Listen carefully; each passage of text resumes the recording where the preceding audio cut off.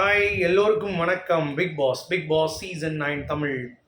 So இந்த வீடியோவில் நம்ம பிக் பாஸில் 24/7 லைவ் ஸ்ட்ரீமில் என்ன நடந்துச்சு அப்படிங்கிறத பற்றி தான் பேச போகிறோம். வீடியோக்குள்ளே போகிறதுக்கு முன்னாடி வழக்கம் போல் சேனலுக்கு புதுசாக இருந்தீங்கன்னா கண்டிப்பாக சப்ஸ்கிரைப் பண்ணிக்கோங்க. வீடியோ மறக்காமல் ஒரு லைக் பண்ணிக்கோங்க. இப்போ நம்ம வீடியோக்குள்ளே கண்டிப்பாக போகலாம். ஸோ லைக்கு கண்டிப்பாக பண்ணுவீங்கிறத நம்புகிறேன்.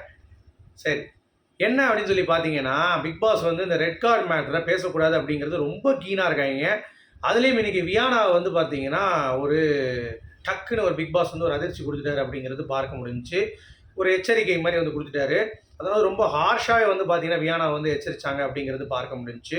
ஸோ அந்த மாதிரி ஒரு சம்பவம் நடந்தது. அது மட்டும் இல்லாமல் கமுதினுக்கு பாருவுக்கும் சுற்றி திவாகராக இருக்கட்டும், அப்புறம் வந்து நம்ம இவர் பேர் என்ன பிரவீன் காந்தியாக இருக்கட்டும், 2 பேருமே அவ்வளோ தூரம் வந்து பேசிக்கிட்டே இருக்காங்க.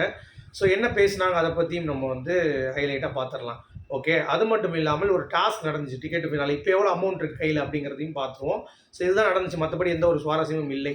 ஓகே, ஸோ ரெட் கார்டு மேட்டரை பற்றி பேசும்போது அப்படியே என்ன சொல்கிறது, 2 பேரும் வாய் வருது. இந்த சைடு வந்து நம்ம பார்வதியை பற்றி பேசுகிறாரு. பாருலாம் சொல்லிட்டு இருப்பா, பாரு தான் சொல்லிட்டு இருப்பா, பாரு தான் அப்படி பேசிகிட்டு இருப்பா அப்படின்னு சொல்லி பேசினே இருக்கார். அப்போ டக்குன்னு வந்து நிப்பாட்டிடுறாரு, ஐயோ பேசக்கூடாதோ அப்படின்ற மாதிரி.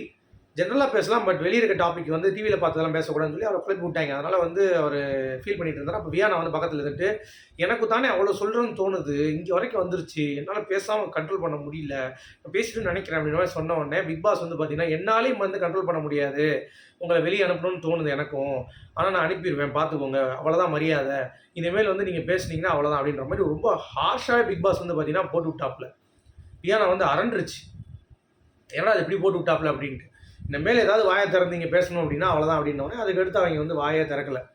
ஓகே, ஏன்னா எப்பயுமே பேசிடுறாங்க. இப்போ நீங்கள் பிரவீன் காந்தி எடுத்துக்கிட்டிங்கன்னா கூட பாரு அந்த இடத்துல நான் ரொம்ப மிஸ் பண்ணுறேன்னு சொல்லிட்டு இன்னொரு தடவை வந்து பேசினார். அப்புறம் வந்து கமருதீன் வந்து பெயிண்ட் பண்ணார்ல, அந்த இதில் வரைஞ்சார்ல, பெயிண்டில் வரைஞ்சார்ல வாட்டர் கேனில், அந்த வாட்டர் பாட்டில் எடுத்து காட்டுறது, தட்டுக்கு பின்னாடி வந்து சிங்கம் வரைஞ்சது எல்லாத்தையும் வந்து எடுத்து கேமரா முன்னாடி காட்டிட்டு, எவ்வளோ பெரிய ஒரு டேரக்டராக நீ கண்டிப்பாக வரணும், ஏன்னா நீ டேரக்டர் ஆகணும்னு சொல்லிட்டு இருக்க, ஆக்டர் ஆகணும்னு சொல்லிட்டு இருக்க, ஏஆர் பிரகாஷ்லாம் வந்து நல்லா வரைவார், ஸோ அப்படி இருக்கிற அந்த வரிசையில் நீயும் வருவ, ஒழுங்காக ஃபோக்கஸ் பண்ணு உன்னுடைய கெரியர் அப்படின்ற மாதிரி வந்து பார்த்தீங்கன்னா ஒரு டேரக்டர் வந்து அப்ரோச் பண்ணுறது அப்படிங்கிறது வந்து பார்த்தீங்கன்னா ரொம்ப பெரிய விஷயம். ஏன்னா பிரவீன் காந்தி சார் நானும் பார்த்துருக்கேன்.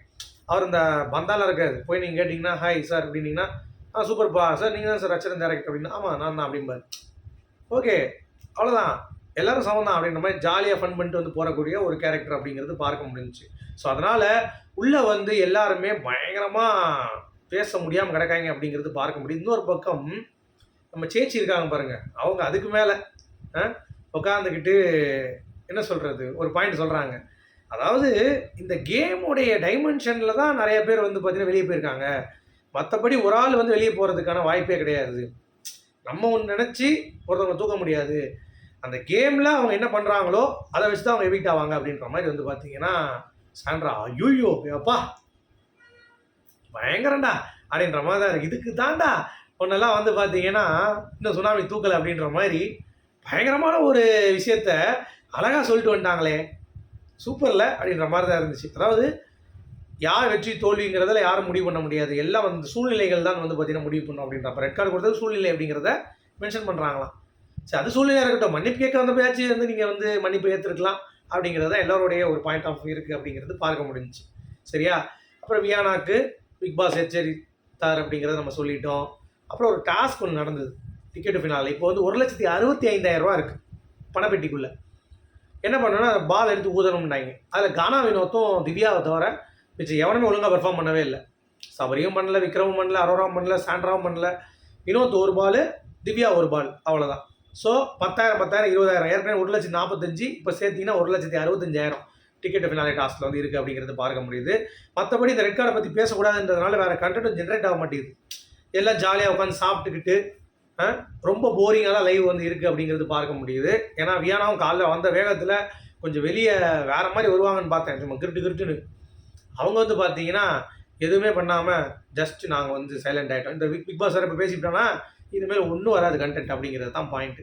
ஸோ உங்களுடைய கருத்துக்கள் என்ன அப்படிங்கிறத வரவேற்கப்படுகிறது. மீண்டும் சூப்பரான சந்திப்போம். அது வரைக்கும்